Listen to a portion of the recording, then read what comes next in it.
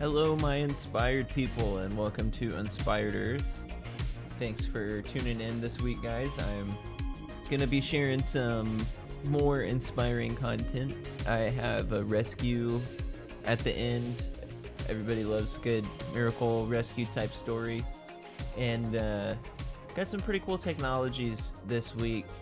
Got stuff about mainly how to save the planet, and then something about the moon that's really bizarre that we'll talk about. And of course, we got to talk about Neuralink a little bit with the news this week. So let's get it going. And we're going to start off with solar powered fridges completely changing the access to higher quality produce, as well as reducing our gaseous emissions into the atmosphere, like methane, it says. And not only is this idea about slashing food waste globally, but giving us better access to better foods.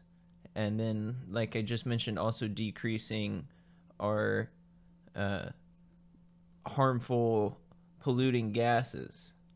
As much as 1.3 billion tons of food is wasted every year, that's an incredible amount. It might even be more. I'd be interested to see how they came up with that idea or that quantity. But it says that a lot of the food is wasted after it arrives at the final destination, such as a restaurant or your home. But for regions with developing infrastructure, products like fish, meats, dairy items, and fresh produce often go bad long before reaching the customers. And that a cold chain system could go a long way in erasing this problem. A cold chain system is a series of procedures and technologies to keep any given product a certain temperature, for which most things involves freezers and refrigerated truck trailers. Expanding cold chain areas to the areas of the world with conventional refrigeration technologies might not be possible. So, because they don't have local power, it says, if they could, and also it says that the local power they do have causes harmful gases and strains their grid. So solar powered refrigerators, they go with the refrigerator, they go with them. So you don't need to have it linked up to the power system. And solar power is clean, and it's caused by the sunlight. So sun fridges wouldn't need pre-existing infrastructure to operate, and that in the pilot programs, they've seen farmers having higher prices for higher quality produce. So the farmers will have to put less energy to getting more profit, which will be beneficial for them. And then the people are getting better food. And I would think that the price would eventually go down because it would be widened, so it wouldn't be as specialized. As more people would want it, there would be more need for it, so the prices would go down as the quantity goes up. Obviously, that's just like basic economics or whatever. But as rising temperatures continue to stress the power grids, solar solution to food waste is brilliant. And if you want to reduce your own personal food waste, they have this app they suggest to plan your grocery shopping. That's interesting. We'll have to check out that app.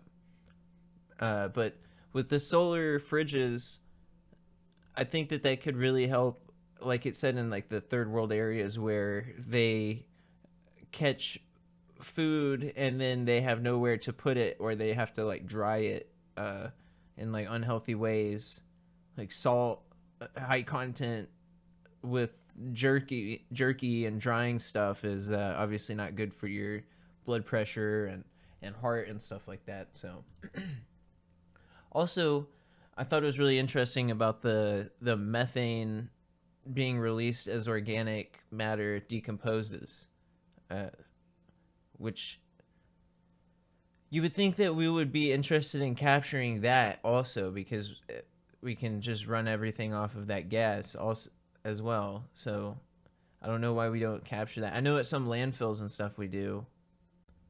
Then we gotta quickly talk about Neuralink here. I'm just gonna briefly skim over it because I'm sure that everybody already knows about Neuralink for the most part or has heard of it. But I will mention that this week, the first human recipient got an implant from Neuralink and is recovering well. Elon Musk said on X, the initial results are showing the implant, which Musk said is named telepathy, is registering spikes of brain cell activity. So yeah, the implant is named telepathy. I thought that that was like the name of the patient for a second. The first device installed as part of the clinical trial announced by the 2023 testing that was approved by the FDA for quadriplegia because of spinal cord injury and amyotrophic lateral sclerosis, also known as Lou Gehrig's disease. This idea is to intercept the brain's neural signals to move limbs, then retransmit these signals elsewhere in the body so the patient can control their limbs again. I think that this is a really good thing as long as they, stick to giving people who are paralyzed movement again and like working with diseases and stuff like that. But I'm sure the military's gonna get it and do crazy stuff with it. But I'm okay with Neuralink as long as it's used for people who are paralyzed and stuff like that. But I don't think that we have enough sense socially to like draw the line where it needs to be drawn to where it doesn't get commercialized or commodified. But yeah, on the whole, I'm excited to hear more about Neuralink, especially solving diseases like Alzheimer's or paralysis or those sorts of things. Also, I'd be interested in them looking at nutrition. How would implants like that affect our knowledge of nutrition? I think that we have a really big lacking in our understanding of some aspects of nutrition, and having an implant there would actually be beneficial for everybody else also in figuring out how nutrients flow through the brain and how that sort of stuff works, because I don't think that we fully understand that. And yeah, I'm typically just looking forward to the benefits of it, but I do hope that we can use it responsibly as far as brain implants goes. This one's really weird. Shrinking moon causes moonquakes and faults near lunar south pole. I mean, I had heard of moonquakes and that there was seismic activity going on the moon, but I didn't realize that the moon was shrinking. I mean, straight up shrinking. That's very strange. I feel like I hadn't really heard very much of that before. In fact, a lot of the people from NASA, I feel like, said that they didn't have seismology, if I remember correctly, and that like hasn't there been scientists that have come out and talked about seismology on the moon before, and they kind of got shut down a little bit. I'll have to go back and double check that, but I'm pretty sure it's that has happened before. So now we've kind of come full circle, and we're talking about seismology of the moon again being possible. Our modeling suggests some shallow moonquakes capable of producing strong ground shaking in the south polar region are possible for slip events on existing fault lines or the formation of new thrust faults. And they have all these pictures here of these lines that they're saying are thrust faults, and that they have the potential to be active and form new thrust faults on global contraction and should be considered when planning the location and stability of permanent outposts on the moon. And then they have pictures here of like an illustration of a thrust fault on the moon. The scarps are cliff-like landforms that resemble stair steps on the low lunar surface. They form when contractional forces break the crust and push or thrust it on one side of the fault up and over the other side. The contraction is caused by cooling of the moon's still hot interior and tidal forces exerted by the Earth, resulting in global shaking. So, the contraction is caused by the cooling of the moon's still interior and tidal forces exerted by the Earth. resulting in global shaking. The formation of the faults is accompanied by seismic event activity in the form of shallow depth moonquakes. Such shallow moonquakes were recorded by the Apollo Passive Seismic Network, a series of seismometers deployed by the Apollo astronauts. So they were deployed by Apollo? That was a long time ago. We're still using the same ones? That's kind of mind-boggling in itself. The team modeled the stability of surface slopes in the lunar South Pole region and found that some areas were susceptible to regolith landslides from even light seismic shaking, including areas in the permanently shadowed region. These areas are of interest due to the resources that might be found there. So I guess because of all the movement that it's gonna like bring resources to the surface. It says like ice. I mean, I was kind of thinking minerals, but I guess ice also would come to the surface from that process. Missions like the upcoming Farside Seismic Suite will expand upon measurements made during Apollo and add to our knowledge of global seismicity. And it says that. All right, with this one, I was not anticipating to see it at all. It's very exciting. And we have great whites, the largest predatory sharks in the world, with the most fatal attacks on humans, are tough to imagine as newborn babies. That's partially because no one's ever seen them in the wild, it seems, until now.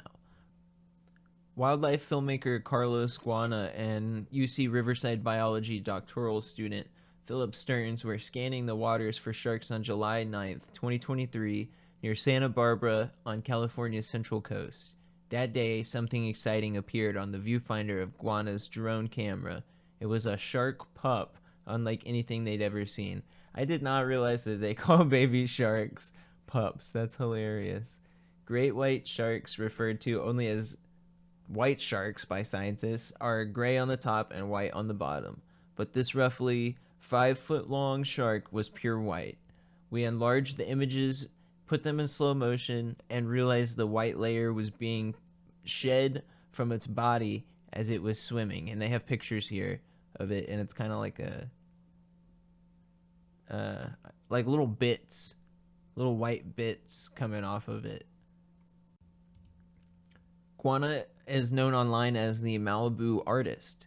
He has spent thousands of hours filming the sharks around the world, and his videos of them swimming close to beachgoers have millions of views. What he and Stearns observed could help solve the long-standing mystery of great white birthing habits. Where white sharks give birth is one of the holy grails of shark science. No one has ever been able to pinpoint where they are born, nor has anyone ever seen a baby shark alive, Guana said. They have been dead white sharks found inside deceased pregnant mothers, but nothing like this. Though the paper author acknowledged it is possible that the white film the shark shed could have been a skin condition, the duo do not believe the case. Which, yeah, it doesn't really look like it's like the same color as the skin exactly. If that is what we saw, then that too is monumental, because no such condition has ever been reported for these sharks. So either way, it's like new. For many reasons, the duo believes what they saw was in fact a newborn great white shark. They think that it might have been the milk secreted in the uterus, and intrauterine milk possibly, and that they had seen very large sharks that were pregnant in the area, and that they were filming 3 very large sharks that appeared pregnant at this specific location in the days prior.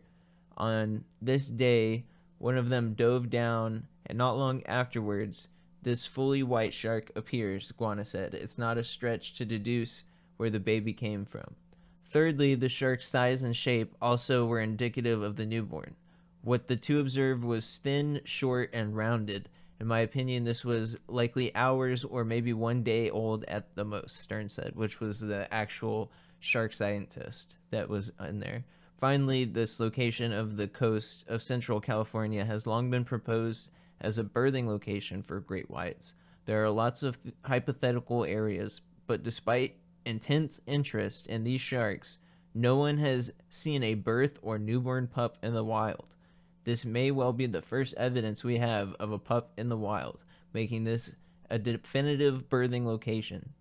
Many scholars believe great white sharks are born further out at sea. This pup was filmed so close to the shore, roughly 1,000 feet from the shore, is significant because its age means it was likely born in shallow waters. Great white sharks are listed as international endangered species. Further research is needed to confirm that these waters are indeed a great white breeding ground.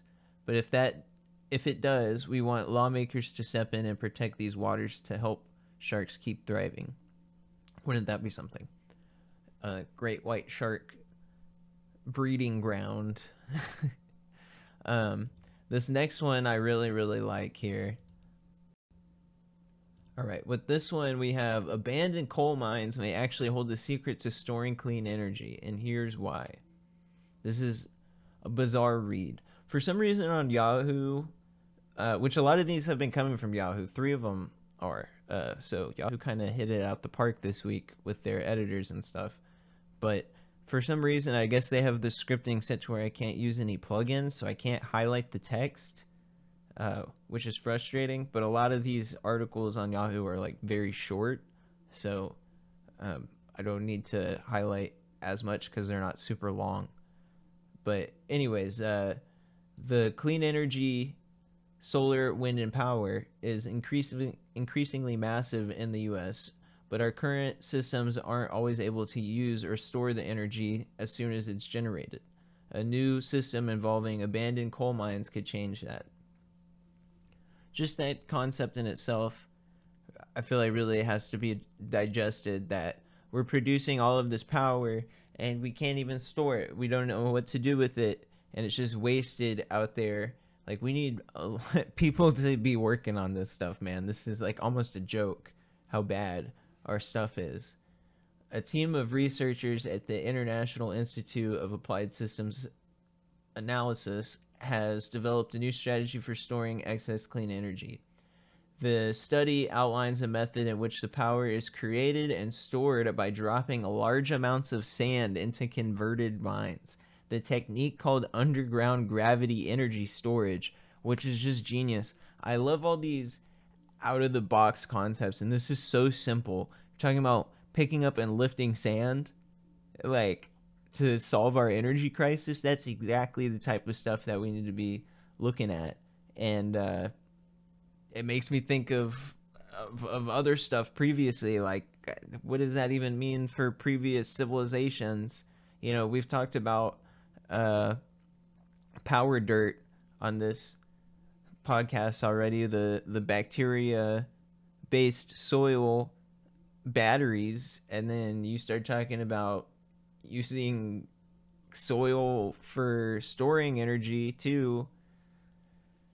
I think that we need people to look into this. Underground gravity energy storage even takes fluctuating energy prices into account, so they can like also change the operations of their procedure based on market variables and like what's going on with the free market, which is hilariously efficient. It makes me smile thinking about that. When power costs more, the system of machines will drop sand to create more energy, and when power costs less, the system will use electric motors to bring the sand back up to the top, thus storing energy for future use. When a mine closes, it lays off thousands of workers. This devastates the communities that rely only on the mine for their economic output. This would create a few vacancies, as the mine would provide energy storage services after it stops operation.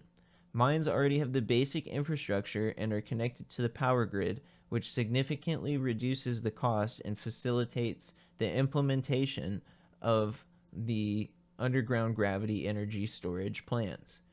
The UGES system solves one of the biggest problems with storing clean energy. Existing storage devices like batteries tend to gradually lose power over time, thanks to the phenomenon called self-discharge. But with this sand-based method, self-discharge is not an issue. To decarbonize the economy, we need to rethink the energy system based on innovative solutions using existing resources. Turning abandoned mines into energy storage is one example of many solutions that exist around us, and we only need to change the way we deploy them. This is exactly what I'm saying. It's like, yeah, the whole point of this podcast, once again, is this exact paragraph right here, using innovative solutions of existing resources and lifting up sand and putting it back down again. If that's going to store our electricity, then we need to do it. We need to start doing it yesterday. I mean, this is so cool. And yeah, it absolutely could give power to to communities that need that output again. And then you can build other stuff around that too. It doesn't just have to be that. I mean, we can just revitalize everything. We need a whole new revolution, a green revolution, an actual green revolution. It doesn't have to be corporate. That's what everybody's waiting on, is all these corporations to fix the stuff that they're going to. The corporations are not going to fix stuff. The people can fix stuff. And I can keep on going for that forever, but I'm going to try to keep today's episode a little bit short. So we'll keep on going here because we've got stuff to talk about. Here we've got another big one. This one will make you chipper in the morning. It'll help your day if you're having a bad day. I was really glad to find all of these articles this week because there was a lot of crazy stuff in the news that I was reading, finding this stuff. So finding these, it's like the diamond in the rough, literally. I was so happy to find them, that we're coming up with these solutions. And once again, this is Yahoo News, and they did a good job this week. They really did. And I wonder if this is all from the same person. No, they're all different. Every single one of these authors are all different from Yahoo. So just kudos to that whole team this week. Anyways, researcher accidentally discovers material that's stronger and cheaper than concrete, and its potential is dizzying. Material that got its start in Arizona desert, showing up in science journals, could transform our buildings and infrastructure. It's called Ferrock, and it's proved to be tougher and more planet-friendly material than concrete, and that's Ferrock, which kind of sounds like some Star Trek thing. That's what it made me think of. But it said that it was from David Stone, and that it was made on accident, and it's made from steel dust waste, which is amazing. And he started this in 2013. This all started from an accidental discovery in a lab, which is actually the way it usually goes. Innovating more sustainable building methods is the focus of researchers around the planet who are using all sorts of materials, including fungal network and straw. Waste steel fits right into the mix. The search to find sustainable alternatives to current construction systems is causing many new materials to emerge. For the materials part, it is stronger than concrete by several metrics: 13.5% for compressive strength, 20% for split tensile strength, 18% flexural strength, all at 28 days, according to Science Direct. So all of those were increased from steel. It's made from steel dust, or increased from concrete, not steel. It's made from steel dust that is usually thrown out, and silica from pulverized glass. In fact, 95% of the materials that make Ferrock are recycled, making it a cost-friendly option. There's also some impressive chemistry that happens. When it hardens, that pulls carbon dioxide from the air, reducing pollution. per certified energy. That's the company that, I guess, put out the study on that one as far as pulling the carbon dioxide out of the air. That is so cool. We produce 4 billion tons of cement around the world annually. The manufacturing process generates as much as 8% of the planet's air pollution. We have a lot of concrete manufacturing going on in our area, and not only does it create a lot of air pollution, those trucks throw off so much gravel and stone, and it hits all of your stuff, and none of them are insured, and it's just, they're a nightmare to have on the road. I'll say that. It doesn't say this in the article, but pictures of Ferrock published by Certified Energy show slabs like bricks used for an apparent patio and slurry form what hardens to make a wall. That report noted that small-scale projects are more feasible until large amounts of waste steel can be reliably sourced. The writer encouraged more research into Ferrock and other sustainable building materials. And if Stone's words from 2014 are still true, he's at work trying to bring Ferrock to the forefront. I am in this for the long haul, he said. Time is on our side, since in this era of global warming, unsustainable processes like cement manufacture will have to give way to greener alternatives.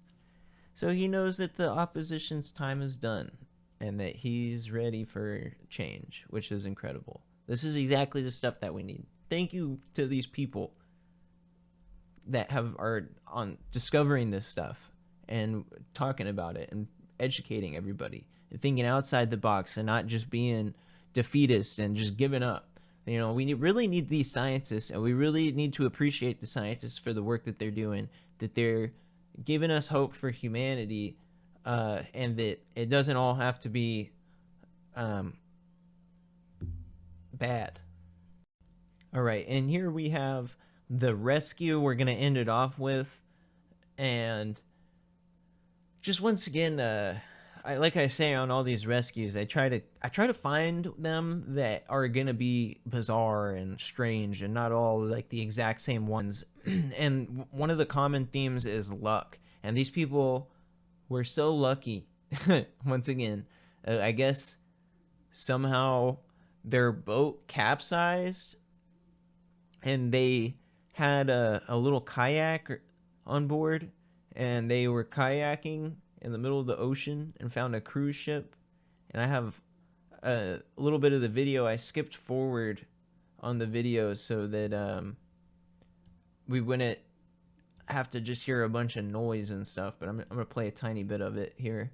And you see how small of a speck they were? They were way out further. They were tiny little speck, and just listen to a few of the things that the people say, as well as how noisy it is. Don't have to get held by a giant cruise ship. You can see it. Oh, you can see like their faces and everything. So it's an African American man in the back. Oh wait, they're rolling away. The guy in the front, the old guy. Yeah, he was like crazy. He looks like he's like having There's energy for something. barely different. It's so wet. They don't have anything on the boat at all. One guy's in jeans, one guy is fully naked. So I'm just going to pause it there. And yeah, you can hear them saying that, like, you can see their faces.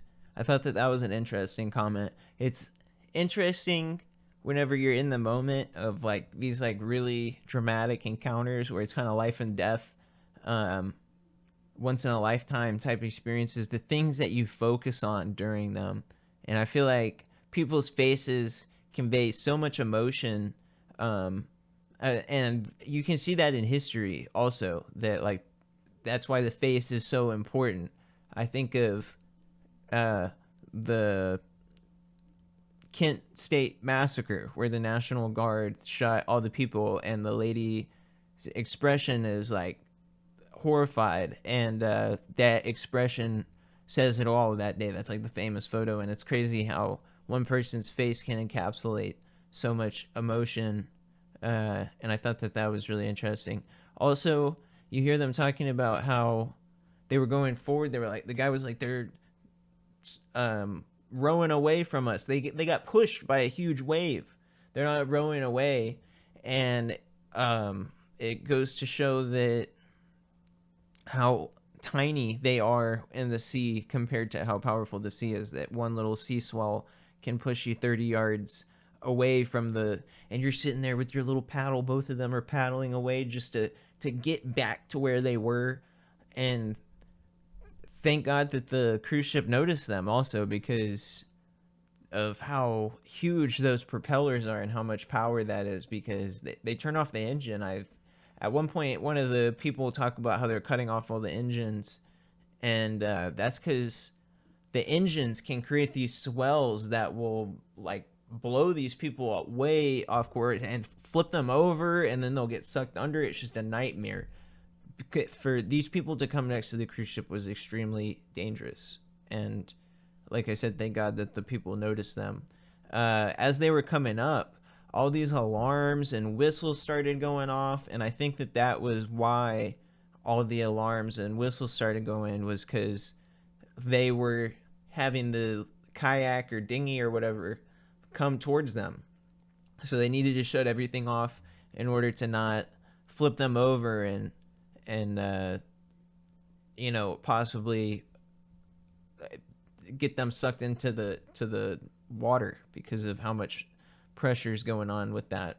If you've ever looked into the propellers on those cruise ships, it's nuts. They create cavitation bubbles behind them. Like, all of those bubbles behind it is from the cavitation of the propellers, which is just nuts. But I don't want to go on that stuff forever. One of the other things that I thought was crazy was them talking about how little clothes they had. They had no water, they had no food, they had nothing. I guess that means that they really had to get out of there in a hurry. With the boat capsizing, you got to do that in a hurry. But once again, it shows how lucky they were that they had very few hours to spare. You can only be on the water with no water. You can only be in the sea with no water for so long. So their clock was ticking, and thank God they got found in the middle of the ocean. They might have known the routes, honestly, if they were like fishermen or professional sailors or something. It's possible that they knew approximately where they were and knew when the next ship was I don't know. That's kind of a long shot. I think they just got really, really lucky, and that's the whole point of this. All right, guys. I hope that you enjoyed all of this stuff. This one was a real fun one for me. The shrinking moon, I feel like I'm going to have to think about that for a long time. After the secret space program disclosure, I don't know what to think about NASA. But I will listen, and we'll see what they have to say.